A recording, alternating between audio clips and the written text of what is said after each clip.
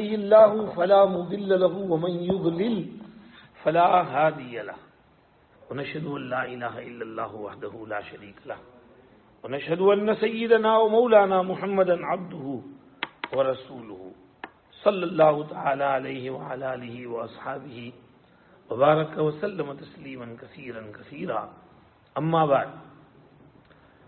میرے واجب الاحترام دوستوں بزرگوں، ہماری سوال جواب کی مجلس تو چلتی رہتی ہے اور ماشاءاللہ دوست احباب سوالات بھی بھیجتے ہیں.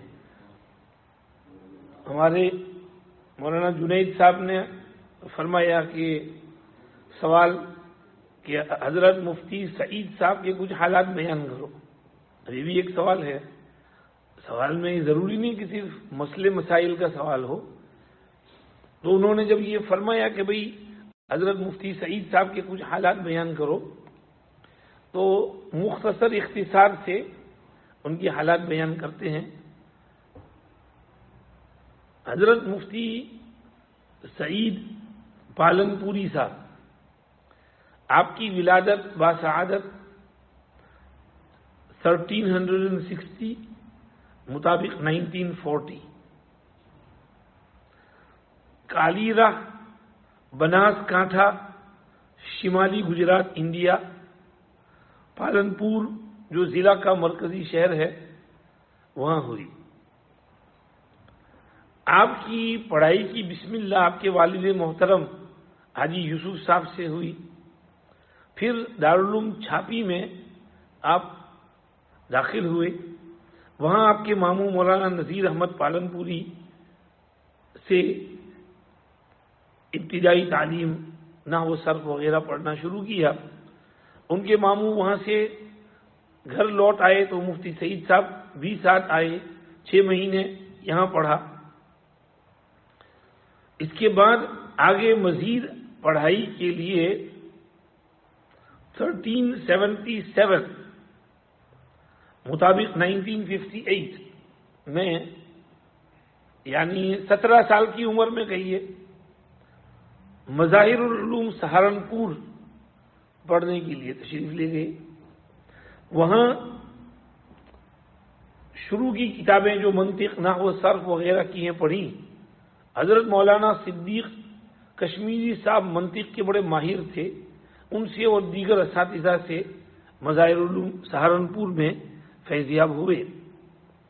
پھر 1960 میں دارالعلوم دیوبند تشریف لے گئے اور وہاں فقہ اور حدیث، مشکات، جلالین اور تفسیر اور آگے دورہ حدیث وہاں پر پڑھا. دورہ حدیث میں بخاری شریف حضرت مولانا فخر الدین صاحب سے پڑھی، کیونکہ حضرت مولانا حسین احمد مدنی رحمۃ اللہ علیہ کا انتقال 1957 میں ہو چکا تھا. آپ اس کے بعد پہنچے تو حضرت مولانا فخر الدین صاحب مراد آبادی رحمۃ اللہ علیہ شیخ الحدیث سے ان سے پڑھا. پھر وہیں پر افتاء میں داخلہ لیا اور مفتی محمود احمد نانوتوی کی نگرانی میں افتاء کی مشق کی معین مفتی، اسسٹنٹ مفتی بن کر رہے وہاں. اس کے بعد اپنی پڑھائی وغیرہ سب مکمل کر کے واپس اپنے وطن لوٹے تو کچھ دن یہاں خدمت کی. پھر دارالعلوم اشرفیہ راندیر میں آپ کو خدمت کے لیے بلایا گیا تو 1965 میں آپ وہاں پڑھانے کے لیے گئے اور 1973 تک وہاں پڑھاتے رہے. شاید اسی دوران حضرت مفتی احمد خانپوری صاحب نے بھی آپ سے پڑھا، اس لیے آپ مفتی احمد خانپوری صاحب کے استاد ہیں کہلاتے ہیں. وہاں سے 73 میں بتشکیل مولانا منظور نعمانی صاحب جو وہاں کی مجلس شورا کے ممبر تھے، آپ کو دیوبند لایا گیا اور یہاں اہم فنون کی کتابیں آپ پڑھاتے رہے. اور پھر آپ کو حدیث کی کتابیں دی گئیں، یہاں تک کہ دورے حدیث میں ترمذی شریف آپ کے پاس آئی اور تقریباً 30-35 سال تک ترمذی شریف آپ کے پاس رہی۔ 2008 ہجری میں مولانا نصیر احمد خان صاحب کی علالت پر آپ کو صدر المدرسین اور شیخ الحدیث کے منصب پر فائز کیا گیا، یعنی بخاری شریف پڑھانا شروع کیا۔ ہمارے یہاں شیخ الحدیث اس کو کہتے ہیں جو بخاری شریف پڑھا دے۔ تو یہ حضرت کی تدریسی خدمات، حضرت کو اللہ نے کچھ عجیب ملکہ دیا تھا درس اور تدریس کا، افہام، تفہیم۔ فرمایا کرتے تھے کہ مدرس کو چاہیے کہ جب کتاب پڑھانی ہے تو صرف جو سبق ہے اس کا مطالعہ نہ کرے، بلکہ اس کتاب کے علاوہ اور کتب کا بھی مطالعہ کرے۔ مثلا قدوری پڑھانی ہے تو تعلیم الحق کا بھی، بہشتی زیور کا بھی، اور کنز الدقائق کا بھی، اور شرح وقایہ کا بھی، اور اس سبق کو سب جگہوں پر دیکھے، لیکن پھر طلباء کے سامنے سب باتیں بیان نہ کرے، بلکہ جو بات طلباء کی سمجھ میں آتی ہو، کام کی ہو، وہی بیان کرے۔ اور دوسرے فرمایا کرتے تھے کہ استاد کو چاہیے کہ سبق کا 3 بار مطالعہ کرے، ایک وہ خود سمجھنے کے لیے، اور دوسرے طلباء کو سمجھانے کے لیے، اور تیسرے طلباء کو سمجھنے میں آسانی کرنے کے لیے، کہ میں اس مضمون کو آسان سے آسان کس طرح سے ایکسپلین کر دوں اور طلباء کو سمجھا دوں۔ تو یہ کرائیٹیریا رہنا چاہیے۔ اور حضرت کا یہ فرمانا تھا کہ استاد جو ہے وہ صرف کتاب کو نہ پڑھائے بلکہ سبجیکٹ کو سمجھائے۔ کتاب کو پڑھا دینا، ترجمہ کر دینا یہ الگ بات ہے، لیکن جو ٹاپک ہے، سبجیکٹ ہے، پورا اس پر حاوی ہونا، عبور حاصل کرنا، اور اس کو طلباء کے سامنے پورا اچھی طرح کلیئر کرنا، یہ مین چیز ہے کہ ہر طالب علم کو سمجھ پڑ جائے۔ اور حضرت مفتی سعید صاحب کو اللہ نے یہ افہام تفہیم والا مادہ بہت اچھا دیا تھا، سمجھانے میں بڑے ماہر تھے، بیان بھی، بات بھی ذرا مٹھاس کے ساتھ کرتے، گفتگو مدلل فرماتے تھے، اور علمی استحضار بہت تھا، فقہی بصیرت تھی۔ یعنی ان کے شاگرد کہتے ہیں کہ ایسا محسوس ہوتا تھا کہ آپ پڑھاتے نہیں تھے، جادو کرتے تھے، آپ کے اندر مقناطیسی تاثیر تھی۔ طلباء جو ہیں آپ کے درس میں ہماتن آپ ہی کی طرف متوجہ رہتے تھے، دماغ ادھر ادھر نہیں جاتا تھا۔ سبق بھی پڑھاتے، دلیل بھی بیان کرتے، بیچ میں کچھ چٹکلے بھی سناتے، نیند بھی اڑا دیتے طلباء کی، ذرا کچھ ہنسی خوشی کی بات بھی فرما دیتے۔ تو یہ ملکہ حاصل ہونا یہ آسان نہیں ہے، بہت کم لوگوں کو یہ چیز حاصل ہوتی ہے۔ حدیث شریف پڑھانے کے لیے آتے تھے تو اپنے گھر سے رکشہ میں بیٹھ کے آتے تھے، اور یہ میں نے جو مسلا پہنا ہے روز اس طرح کا مسلا پہن کر آتے تھے حدیث کی تعظیم کے لیے۔ اور جب احاطۂ دارالعلوم میں انٹر ہوتے تو پہلے کلی کرتے وہاں 3 بار، کیونکہ پان کھانے کی عادت تھی، تو منہ اچھی طرح صاف کر کے پھر مسند پہ آتے، اور دوران درس پان وغیرہ کا سوال پیدا نہیں ہوتا تھا۔ تو یہ ادب کے ساتھ حدیث شریف کا سبق پڑھاتے تھے، اور اخیر تک حدیث شریف کا سبق پڑھایا۔ نبی رمضان سے پہلے بخاری شریف کا ختم ہوا تو اس وقت حضرت کی طبیعت بگڑ گئی تھی، بہت علیل تھے، پھر بھی ختم بخاری میں تشریف لائے، بیٹھے، حدیث پڑھی گئی لیکن کچھ بول نہیں پائے۔ اب بولنے کی کوشش کر رہے ہیں مگر زبان نہیں کھول رہی ہے۔ اخیر میں صرف اتنا فرمایا کہ بس اب تو اللہ جو چاہیں گے وہی ہوگا، اور مجلس برخاست ہو گئی، اور طلباء رو رہے ہیں، چیخیں نکل گئی طلباء کی، دیکھا نہیں گیا ان سے استاد کی حالت۔ اور دارالعلوم دیوبند میں طلباء دورہ حدیث میں 1700 طلباء ہیں، پورے دارالعلوم میں تو 8-10 ہزار ہوں گے، لیکن دورہ حدیث میں 1700 طلباء کے بیچ میں آپ مدرس تشریف فرما ہیں، اور پورا سال بخاری شریف پڑھائی ہے، اور آخری درس میں بیماری کی وجہ سے بولنے کی سکت نہیں تھی تو حدیث پڑھی گئی، کافی دیر بیٹھے رہے، کوشش کی بولنے کی، جب نہیں بول پائے تو صرف اتنا کہہ دیا کہ بس اب تو اللہ جو چاہیں گے وہی ہوگا۔ ایسا لگتا ہے کہ ان کو بھی محسوس ہو گیا تھا کہ اب تو جانا ہے، اللہ پاک احساس دلا دیتے ہیں۔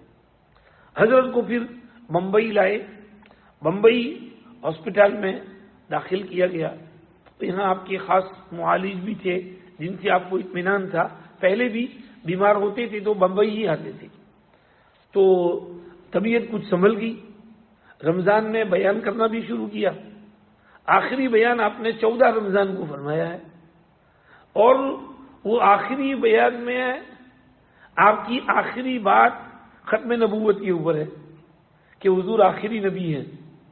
الذین یؤمنون بالغیب ویقیمون الصلاۃ ومما رزقناہم ينفقون والذین یؤمنون بما انزل الیک وما انزل من قبلک وبالآخرۃ هم یوقنون۔ فرمایا یہاں پر تین چیزیں ہیں، ایک تو قرآن پر ایمان، دوسرے رسالت پر ایمان، اور تیسرے آخرت پر ایمان۔ اور پھر رسالت میں ختم نبوت کہ نبوت ختم ہو گئی ہے، تو یہاں پر وما انزل من قبلک فرمایا، وما انزل من بعدک نہیں کہا، تو اگر بعد میں بھی کوئی نبی آنے والا ہوتا تو کہا جاتا کہ وہ ایمان رکھتے ہیں اس پر بھی جو بعد میں آنے والا ہے، کیونکہ پچھلے زمانے میں جو پیغمبر آتے تھے ان سے کہا جاتا تھا کہ تم پچھلی کتابوں پر بھی ایمان رکھنا ہے اور بعد میں جو محمد الرسول اللہ آنے والے ہیں ان پر بھی ایمان رکھنا ہے۔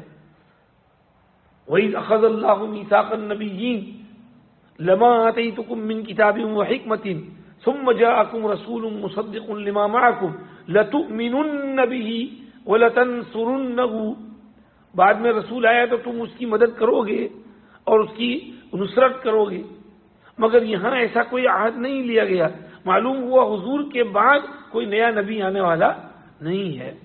یہ حضرت نے اس کو بہت مدلل اشارت النص اور اقتضاء النص اور دلالت النص سے حضرت نے اس کو سمجھایا۔ تو آخری بیان بھی کیسا، ختم نبوت کے اوپر رسالت کے مضمون پر آپ نے بات کی، اس کے بعد جو ہے طبیعت پھر بگڑی، ہسپتال میں داخل ہوئے، واپس لے جایا گیا تو آپ کے پھیپھڑوں میں لنگز میں پانی گھس گیا تھا، تو سانس کا پرابلم ہوا اور اسی میں جان فری کے سپرد کر دی۔ بمبئی میں وفات ہوئی اور آپ کی تدفین اوشیوارا قبرستان جوگیشوری ویسٹ ممبئی میں ہوئی، اور گہری قبر کھودی گئی آپ کے لیے عام قبروں سے، اس میں حکمت ہوگی واللہ عالم جو، تو اس میں لکھا ہے واٹس ایپ کے اوپر، اس میں جو صاحب وہاں تھے انہوں نے کہ ہم ابھی تیاری کر رہے ہیں، اب تو ہو گیا ہوگا کیونکہ صبح کو آیا تھا یہ میسج۔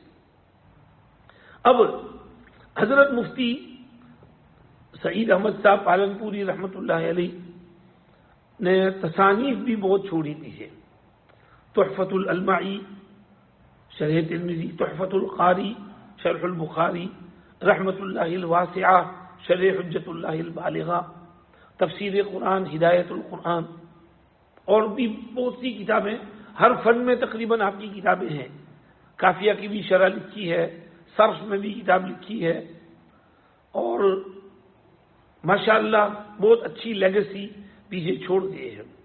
حضرت کی علمی مباحث بہت مدلل، اور اللہ پاک نے آپ کو ایک رعب اور وجاہت سے نوازا تھا، اظہار حق میں جرأت مند تھے، اور جو بات جیسی ہو وہیں پر کہہ دیتے تھے، محبت والے بھی تھے لیکن حق بات میں پیچھے نہیں ہٹتے تھے، چونکہ دارالعلوم دیوبند کے شیخ الحدیث سے ایک مقام تھا تو لوگ بھی ان کا وقار سمجھتے تھے اور بات مانتے تھے ان کی۔ مجھے یاد ہے کینیڈا میں ایک مسجد میں، ایک طرف مسجد ہے، بیچ میں بہت چوڑا پیسیج ہے، اور پھر دوسرا ایک ہال ہے جم، تو نمازوں میں بعض مرتبہ لوگ ادھر کھڑے ہو جاتے تھے، پیسیج خالی ہے، لوگ آ رہے ہیں جا رہے ہیں، تو حضرت مفتی صاحب آئے، دیکھتے ہی کہا کہ ادھر جو لوگ جماعت میں شامل ہوتے ہیں ان کی اقتدا صحیح نہیں ہے، بیچ میں اتنا چوڑا پیسیج ہے، ان کو چاہیے کہ ادھر جماعت خانے میں جگہ ہے وہاں جائیں، جماعت خانے میں نماز پڑھے، ادھر نماز نہیں ہوگی ان کی. اور اگر یہ جماعت خانہ فل ہو گیا اور ادھر نماز پڑھوانا ہے تو بیچ میں ایک صف کرو تاکہ اس صف کے ذریعے سے دونوں کنیکٹ ہو جائیں، تو پھر ادھر اقتدا صحیح ہوگی، ورنہ یہاں اقتدا صحیح نہیں ہوگی. تو دوسرا آدمی وہ تو سوچتا ہی نہیں جائے، حضرت بے باک فوراً جو ہے ٹوک دیا اصلاح کر دی. اور اس طرح بہت سی چیزیں ہمارے یونس بھائی پانڈور کی یہاں حضرت کی دعوت تھی اور یونس بھائی وہاں حضرت کو روزانہ سحری جو ہے وہی لے جایا کرتے تھے. حضرت کینیڈا ہوتے تو دارالسلام میں تو عموماً سحری کی ڈیوٹی یونس بھائی کے یہاں سے ہوتی تھی، اور بھی لوگ ہوں گے لیکن جہاں تک مجھے یاد پڑتا ہے یونس بھائی کی ڈیوٹی ہوتی تھی. تو کہتے ایک دفعہ حضرت ان کے یہاں یا کسی کے یہاں دعوت میں آئے ہوئے تھے، تو کچھ روٹی گوشت وغیرہ تھا، حضرت نے اتارا. کسی نے کہا حضرت یہ بریانی بھی لیجیے. کہاں لیتا ہوں، کچھ کھایا. پھر کہا کہ حضرت یہ بریانی لیجیے، کہ اس میں کیا ہے؟ کہ اس میں جھینگا ہے، جھینگے کی بریانی ہے. ایک دم سے کودے، جھینگا ہے میں نہیں کھاؤں گا، کودے. پھر باقی کھانا بھی چھوڑ دیا، نہیں کھایا، ویسے ہی چلے وہاں سے. تو جھینگا سے بہت کراہیت تھی. فقہائے احناف میں بعض جو ہیں یہ اسٹرکٹ ہیں، تو حضرت مفتی صاحب بھی جھینگا کے معاملے میں بہت اسٹرکٹ تھے. وہاں کینیڈا میں ملاقات ہوتی رہتی تھی. ایک دفعہ حضرت وہاں آئے ہوئے تھے اور دارالسلام میں تھے، میرا مدینہ مسجد میں قیام تھا. تو ان دنوں میری وہ سورہ یوسف کی تفسیر چھپی تھی، تو میں حضرت کے لیے لے کر گیا، حضرت کی خدمت میں ہدیہ پیش کیا کہ حضرت برکت کی دعا فرما دیں، اللہ قبول کر لے. تو دیکھی کہ ماشاءاللہ اچھی ہے، چھپائی بھی اچھی لگ رہی ہے. پھر کہا کہ یہ تم نے یہاں کاپی رائٹ کا کیوں لکھ دیا ہے؟ کاپی رائٹ کا لکھنا نہیں چاہیے، کیونکہ تم لکھو نہ لکھو جو کاپی کرنے والے ہیں وہ تو کریں گی. اور یہاں ہمارے میں تو دیوبند میں رہتا ہوں اور میں وہاں کتابیں بہت چھاپتا ہوں، اور دیوبند میں جو ہے کتب خانے والے بہت گڑبڑ کرتے ہیں. ہم کتاب چھاپیں، ہمارے پاس اس کا پورا اسٹاک بھرا ہوا ہے، وہ لوگ چھاپ کے بیچنا شروع کر دیتے ہیں، ہمارا اسٹاک رہ جاتا ہے. تو میں کاپی رائٹ نہیں لکھتا ہوں. میں ایسا کرتا ہوں کہ ایک دم سستے دام میں چھاپتا ہوں، اتنی سستی کہ کوئی اتنے سستے میں چھاپ ہی نہ سکے، اور قیمت اتنی سستی رکھتا ہوں کہ کوئی اتنے میں بیچ ہی نہ سکے. تو پھر کوئی میری کتاب کی کاپی نہیں کرتا ہے، اور میرے جو نسخے میں نے چھپوائے ہیں وہ صحیح نکل جاتے ہیں، خرچہ اس کا پورا ہو جاتا ہے. تو حضرت سے یہ بات سیکھنے کو ملی. ایک دفعہ ہم لوگ امریکہ گئے ہوئے تھے، حضرت تو امریکہ کا بھی بہت سفر کرتے تھے. ایک مرتبہ تو حضرت نے ابھی 3-4 سال پہلے ہی پورا مہینہ امریکہ میں نکالا تھا، اور اس میں پورا مہینہ سفر میں 2 دن یہاں فلائٹ پکڑ کر وہاں، پھر فلائٹ پکڑ کر وہاں، پھر فلائٹ پکڑ کر وہاں، شکاگو، نیو یارک، پھر وہاں سے فلوریڈا، وہاں سے پھر ڈالس، پھر وہاں سے کہیں اور. فلوریڈا میں ہمارے مولانا رشید صاحب کے یہاں ٹھہرتے، مولانا مدی صاحب کی بیٹی، ان کے یہاں قیام ہوتا. مولانا رشید صاحب ایک دفعہ فرمانے لگے کہ آج تو مفتی سعید صاحب نے کچھ عجیب بیان کیا. انہوں نے کہا کہ امریکہ والوں، تم کو چاہیے کہ تمہارے اسلامی لباس اور آئیڈینٹی کی حفاظت کرو. یہ سوٹ بوٹ ٹائی میں مسجد مت آؤ، اور اس طرح پینٹ میں جبہ ٹوپی پہن کر آؤ. اور اس میں انہوں نے دلیل میں آیت پڑھی قرآن کی، یا ایھا الذین آمنوا کونوا انصار اللہ، کہ ایمان والو اللہ کے مددگار بنو. تو فرمایا یہ ٹوپی پہننا، جبہ پہننا، یہ بھی اللہ کی مدد ہے، یعنی اللہ کے دین کی مدد ہے.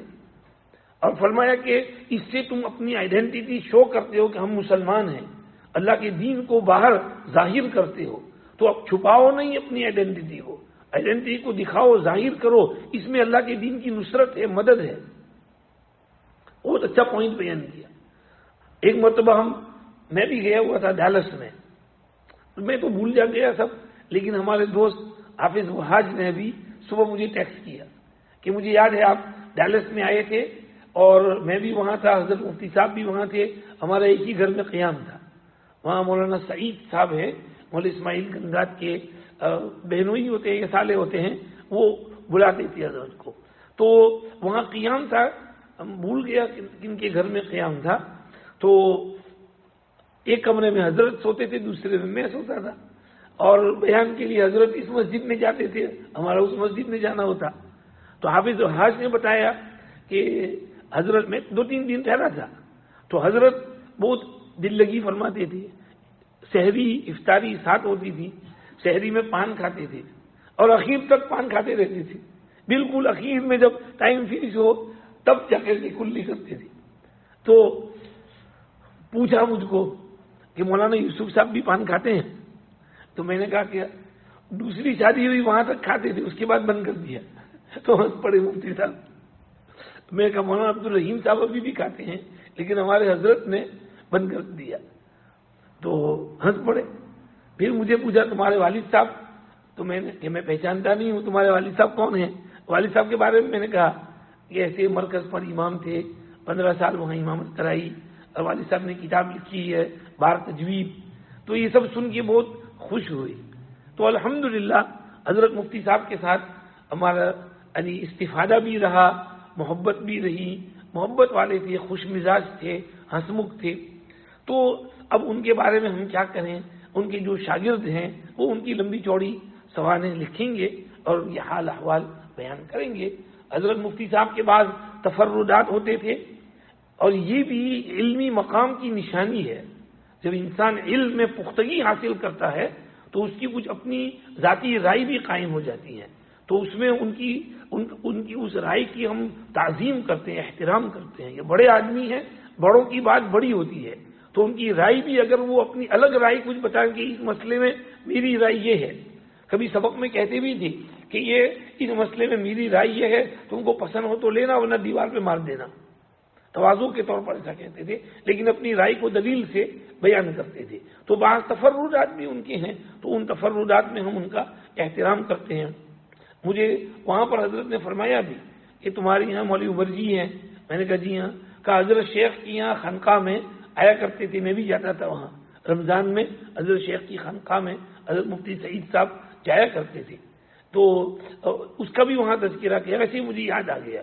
تو یہ اصل میں اس پر یاد آیا کہ حضرت مفتی صاحب نے ایک دفعہ ذکر بالجہر پر ذرا لٹاڑا تھا، ان کی رائے تھی اپنی، اس پر ہم ان کا ادب کرتے ہیں، احترام کرتے ہیں۔ ورنہ حضرت مفتی صاحب حضرت شیخ کی یہاں خانقاہ میں جاتے تھے تو وہاں تو بہت زور شور سے ذکر کی مجلس ہوتی تھی۔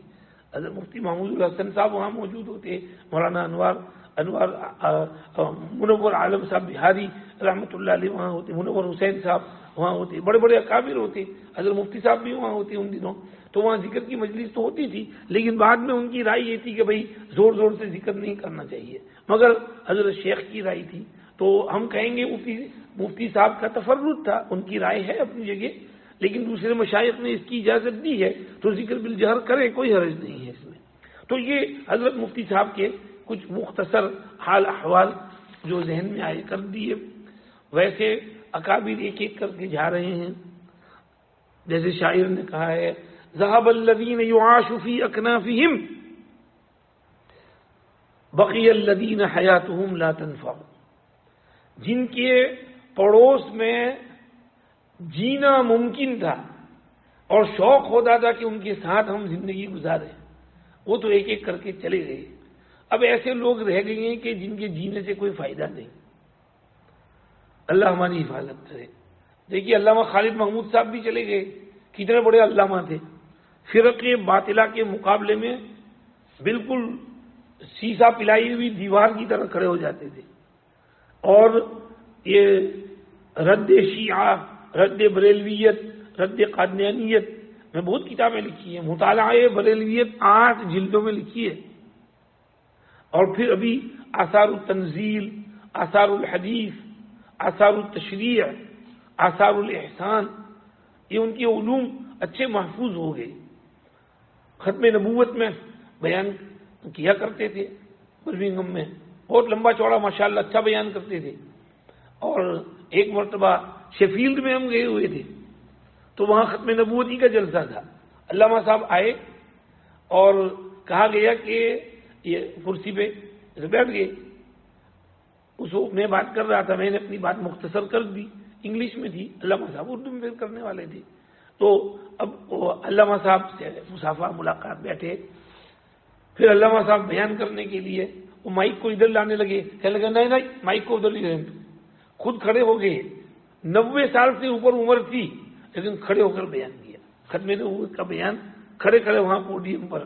میں بھی حیران، اتنے بوڑھے آدمی کھڑے ہو کے بیان کر رہے ہیں ماشاءاللہ۔ پھر کھانے بھی ساتھ بیٹھے. ماشاءاللہ علامہ صاحب کی خوراک بھی اچھی تھی، اسی لیے ان کی صحت بھی اچھی تھی. ویسے علامہ صاحب کی پیدائش سیالکوٹ میں ہے 17 اکتوبر 1925 اور وفات 14 مئی 2020. تو کتنے سال ہو گئے؟ 25 سے 75 ادھر 20 ادھر 95 کی عمر ہو گئی. 95 ایئرز کی ایج تھی اور 20 رمضان مبارک جی نصیب ہوا. مفتی سعید صاحب کو 25 رمضان مبارک. یہ رمضان مبارک میں اللہ پاک نے بلایا. اللہ ان کے ساتھ خصوصی رحم کرم کا معاملہ فرمائے. اللہ چاہتے ہی ان کو خاص رحم کرم کریں، اس لیے رمضان میں بلا لیا. ابھی ہمارے یہاں بھی جنازہ تھا. ہمارے شبیر بھائی کے والد نماز میں یہاں آیا کرتے تھے. مجھے تو سب یاد نہیں رہتا، منہ دیکھا تب ذہن میں آیا کہ یہ ہیں شبیر بھائی کے والد. نماز میں نظر آیا کہ دبلے پتلے آدمی تھے. رمضان میں اللہ نے ان کو بلایا. اللہ پاک ان کو جنت الفردوس میں غریق رحمت فرمائے. علامہ صاحب نے بھی وہاں سیالکوٹ میں پیدائش کے بعد وہاں کچھ پڑھا. اس کے بعد دارالعلوم دیوبند تشریف لے گئے، وہاں رہے. پھر دارالعلوم دیوبند میں اس وقت ذرا کچھ ٹرموئل تھا، کچھ اساتذہ ڈابیل چلے آئے تھے. تو علامہ صاحب بھی پھر وہاں سے ڈابیل چلے آئے اور ڈابیل میں علامہ شبیر احمد عثمانی سے پڑھا. مولانا ادریس کاندلوی رحمۃ اللہ علیہ وہاں سے ان سے پڑھا. مفتی شفیع صاحب سے پڑھا اور فارغ ہو کے پھر واپس پاکستان گئے اور پھر 1966 میں یہاں آئے اور برمنگھم یونیورسٹی میں اپنی پی ایچ ڈی کی. اور اس کے بعد آپ نے یہاں اسلامک اکیڈمی آف مانچسٹر قائم کی اور پاکستان کے ساتھ بھی تعلق رہا آنا جانا. اور وہاں شریعت اپیلنس بینچ جو بنا تو اس کے آپ بھی رکن رکین تھے اور اس لائن سے وہاں بھی خدمت دیتے رہے، یہاں بھی خدمت دیتے رہے. یہاں پر مولانا اقبال رنگونی صاحب کو اپنے ساتھ رکھا تھا. برس تک انہوں نے علامہ صاحب کی خدمت کی اور ان کی کتابوں تصانیف وغیرہ کو آگے بڑھایا. تو یہ تھے علامہ صاحب. حاضر جواب بہت تھے، یعنی دماغ بہت تیز تھا، نکتے نکالنے میں بہت ماہر تھے. بات بات میں چھوٹے چھوٹے نکتے نکالتے تھے. یہ بعض آدمیوں میں خوبی ہوتی ہے. علامہ صاحب کو اللہ پاک نے یہ خوبی نصیب کی تھی. اور کسی نے بھیجا واٹس ایپ کے اوپر کہ وہاں پاکستان میں ایک جگہ قادیانیوں کا مناظرہ تھا اہل سنت سے، بریلویوں سے. اب بریلویوں کا مناظر جو ہے وہ وقت پر پہنچ نہیں پایا تو انہوں نے علامہ صاحب کو کہا کہ آپ جلدی آئیے ورنہ یہ قادیانی جیت تسلیم کر لیں گے اور جیت کا دعویٰ کر دیں گے، تو آپ کو آنا ہے. تو علامہ صاحب فوراً تشریف لے گئے. اب وہاں بیٹھے تو قادیانی ادھر ادھر کی بحثیں، علامہ صاحب سب دلیلیں دیں تو وہ کاٹے. علامہ صاحب نے پھر اس کو ذرا لائن پر لیا. ادھر ادھر کی بات مت کرو، جو کام کی بات ہے وہ کرو، جو میں نے سوال کیا ہے اس کا جواب دو. مگر وہ جواب نہیں دے پائے. بالآخر انہوں نے یہ کہہ دیا کہ ہم لوگ آپس میں ایک ہو کر کام کر رہے ہیں، تم لوگوں میں آپس میں اختلاف کتنا ہے. دیکھو تمہارے اور بریلیوں میں اختلاف، یہ پیچھے یا اللہ اور یا محمد یا رسول اللہ لکھا ہوا ہے اور تم لوگ اس کو منع کرتے ہو. تو علامہ صاحب اس کا کیا جواب دیں؟ فوراً علامہ صاحب نے کہا کہ بھئی یہ یا اللہ یا محمد یا رسول اللہ یہ عربی والا تو نہیں ہے، یہ تو اردو والا ہے. اس کا مطلب یہ کہ ہم لوگ مانتے ہیں یا تو اللہ کو یا رسول اللہ کو، قادیانی کو ہم نہیں مانتے. اس لیے یہ یہاں لکھا ہوا ہے کہ یا تو اللہ کو مانو یا محمد رسول اللہ کو مانو، قادیانی کو نبی مت مانو. اس لیے لکھا ہوا ہے. اب بر وقت یہ جواب آنا یہ اللہ کی طرف سے الہامی جواب ہے. وہ علامہ صاحب کو ایک شیعہ نے کہا کہ خدیجہ افضل ہیں کہ عائشہ افضل ہیں اور دلیل قرآن سے چاہیے. علامہ صاحب نے کہا وَلَلْآخِرَةُ خَيْرٌ لَكَ مِنَ الْأُولَى، دوسری بہتر ہے پہلی سے. یعنی دوسری بیوی عائشہ، پہلی بیوی ہے خدیجہ، تو دوسری بہتر ہے پہلی سے. اس کو تو چپ کر دیا. تفسیر مقصود نہیں کہ آپ کو تفسیر تھوڑی ہی لکھ رہے تھے کہ تفسیر میں یہ تفسیر نکتہ نہیں ہے، کوئی قرآن میں تعریف نہیں ہے. یہ بر وقت اس شیعہ کو چپ کرنے کے لیے ایسا کہنا پڑا. تو بعض مرتبہ ایسا سمجھیے کہ ایسی بر وقت باتیں دل میں آ جاتی ہیں. علامہ صاحب کو اللہ پاک نے اس میں کمال نصیب کیا تھا اور جنہوں نے ان سے استفادہ کیا ہے، شیخ ممتاز الحق ہیں مانچسٹر میں، مولانا حنیف صاحب ہیں، یہ لوگ ریگولر ان کے پاس جایا کرتے تھے وقتاً فوقتاً. تو وہ لوگ علامہ صاحب کی باتوں کو زیادہ جانتے ہیں. بہرحال یہ بڑے مشائخ تھے، اکابر تھے، علماء تھے، اہل اللہ تھے، اور موت العالم موت العالم، ایک عالم کی موت پورے جہان کی موت ہے، کیونکہ عالم جب جاتا ہے تو اس کے ساتھ اس کا علم بھی رخصت ہوتا ہے، اور اس کی کرسی پر بیٹھنے والا کوئی ملتا نہیں ہے۔ یہی قیامت کی نشانی ہے کہ علماء ایک ایک کر کے ختم ہوتے چلے جائیں گے، ان کی جگہ خالی ہوگی، کوئی وہاں بیٹھنے والا نہیں ہوگا، تو پھر جاہل لوگ بیٹھیں گے، ان سے مسئلے پوچھے جائیں گے، اور وہ غلط سلط فتوے دیں گے، خود بھی گمراہ ہوں گے، دوسروں کو بھی گمراہ کریں گے۔ اور یہ قیامت کا زمانہ ہم دیکھ رہے ہیں، عالم نہیں ہے جی، آتا جاتا کچھ نہیں، نام محمد فاضل، اور مسئلے بیان کرنا شروع کر دیا، انٹرنیٹ پہ یوٹیوب اسکالر بن گئے، حالانکہ اسکالر نہیں ہے، اسپیکر ہیں، مسائل میں کوئی گہرائی نہیں ہے، پذیرائی نہیں ہے، گہرائی نہیں ہے، اور بس مسائل کے جوابات دینا شروع کر دیتے ہیں۔